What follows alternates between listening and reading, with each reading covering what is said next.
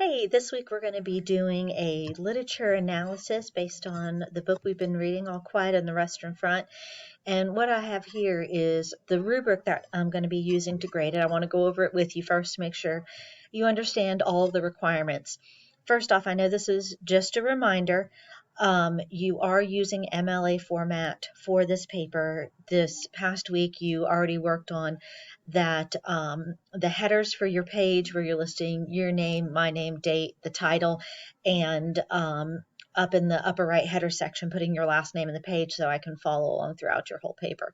So it will be an MLA format for that, and also for your citations. I'm going to have a or I've already posted on there a refresher on the citations and the MLA format on our Google Classroom. So you can utilize that to help you ensure that you are finishing that correctly. Now, just as a reminder, a literature analysis is a paper that is analyzing the novel. Your job is not to simply summarize everything that happened, but take the thematic elements and dig deeper and analyze what it means and how they're utilized and how the author uses them in the course of the novel. So to start off, you're going to be on a scale from 7 to 10. 7 means you're beginning, you're starting to utilize this, developing, you're a little bit further accomplished. You're doing a really good job, and excellent. I am just beyond impressed.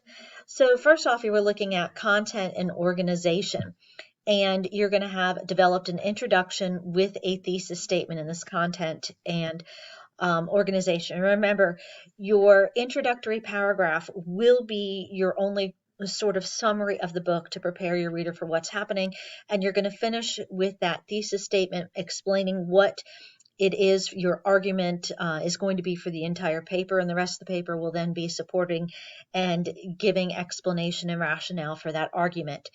And all those paragraphs within there are going to be related to your topic paragraph. You should, by the time you finish, have anywhere between 4 to 5 paragraphs. The word count for this one, I believe, is 600 to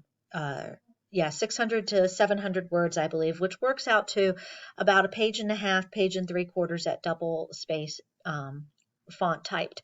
So your paragraphs are going to be relating back to that intro. You have that first paragraph as your introduction, and then you'll have either 2 to 3 body paragraphs, and your last paragraph is going to be your conclusion. Then we come down to our organizations. Your paragraphs are going to follow a coherent, defined pattern. This is where the use of transition words becomes really helpful because it just allows that flow to happen in your paragraph. Each paragraph is unified.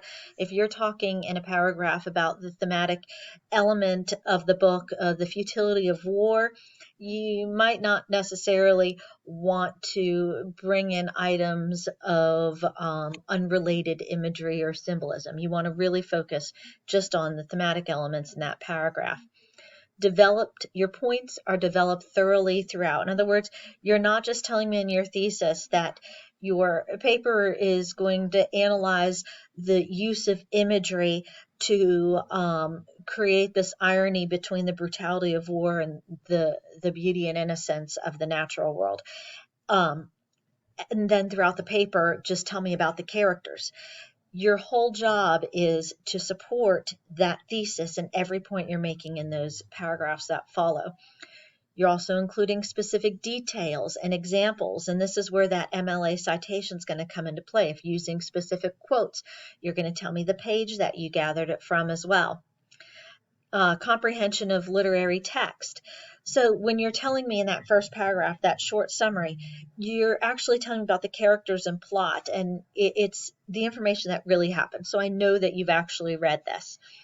Thoughtful analysis. So you're explaining and you're interpreting. You're not simply summarizing. Remember, this is all done in third person. You're not saying, I believe, I feel, using academic writing. So I don't want to see any of those first person pronouns through there. You're using relevant literary terminology correctly. So if you're talking about the idea of irony and imagery, you actually know what you're talking about in your paper. You're not just randomly choosing words that sound good. Integrates discussion of form and content techniques and themes, so that idea, thematic elements going deeper than the surface level is incorporated throughout the paper. You can include your own insights beyond what is said in class, but remember, this is all done in the third person. So you can say something, you're giving your points. Based on the previous examples, it is obvious that Paul feels or that Paul has experienced. So you can go and expand on your ideas. Composition employs varied sentence structure, so you're not starting every sentence in the book. Use precise and appropriate vocabulary. Notice that word precise. I want really good descriptors in here. I want strong nouns and strong verbs. Incorporate suitable third person. This is we're not using I, me, my, mine. You're using they, them, his, her. Correct grammar and punctuation and spelling.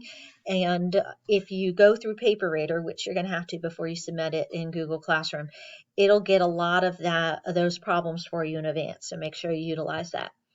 Research skills if required. What we're really looking at here is the MLA formatting, follows MLA formatting correctly, and the parenthetical citations and final citations correspond.